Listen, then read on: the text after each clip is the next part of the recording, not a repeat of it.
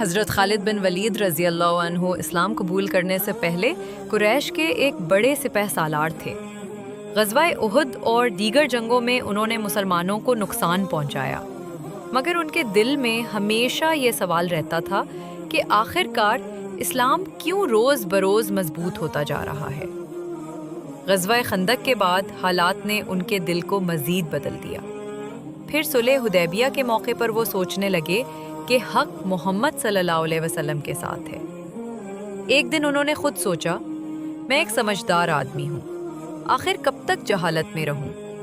محمد صلی اللہ علیہ وسلم ہی حق پر ہیں۔ اسی دوران انہوں نے اپنے قریبی دوست حضرت عمر بن العاص رضی اللہ عنہ اور حضرت عثمان بن طلحہ رضی اللہ عنہ سے بات کی۔ تینوں نے فیصلہ کیا کہ مدینہ جا کر اسلام قبول کریں گے۔ چنانچہ وہ مدینہ منورہ حاضر ہوئے۔ جب حضرت خالد بن ولید رضی اللہ عنہ نبی کریم صلی اللہ علیہ وسلم کے پاس پہنچے تو عرض کیا، یا رسول اللہ صلی اللہ علیہ وسلم، میں اسلام قبول کرتا ہوں، آپ میرے لیے دعا کیجئے کہ میرے پچھلے گناہ معاف ہو جائیں۔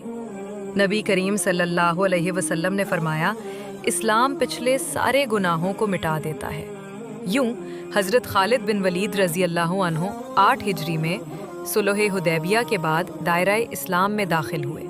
اسلام قبول کرنے کے بعد آپ کو نبی کریم صلی اللہ علیہ وسلم نے سیف اللہ، اللہ کی تلوار کا لقب عطا فرمایا۔ غزوہ موتا میں جب 3 سپہ سالار شہید ہو گئے تو آپ نے کمال حکمت اور بہادری سے لشکر کو سنبھالا اور مسلمانوں کو بچا کر واپس لے آئے۔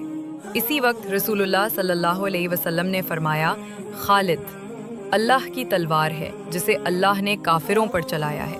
آپ نے اپنی زندگی میں 100 سے زائد جنگوں میں حصہ لیا اور ہر جگہ اسلام کو کامیابی دلائی۔ آپ کی قیادت میں شام، عراق اور فارس کے بڑے علاقے اسلام کے زیر نگی آ گئے۔ حضرت خالد بن ولید رضی اللہ عنہ کی زندگی اس بات کی عظیم مثال ہے کہ اللہ تعالیٰ جسے چاہے ہدایت دے۔ ایک وقت وہ اسلام کے سخت دشمن تھے، لیکن اسلام قبول کرنے کے بعد پوری زندگی دین کی سربلندی کے لیے وقف کر دی۔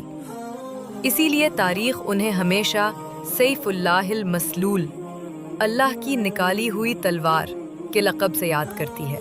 اگر آپ کو یہ ویڈیو اچھی لگی ہو تو please like this video and subscribe my channel, اور نیکسٹ ویڈیو آپ کس ٹاپک پر پسند کریں گے یہ آپ کامنٹ سیکشن میں لازمی بتائیں۔ تب تک کے لیے السلام علیکم، اللہ حافظ۔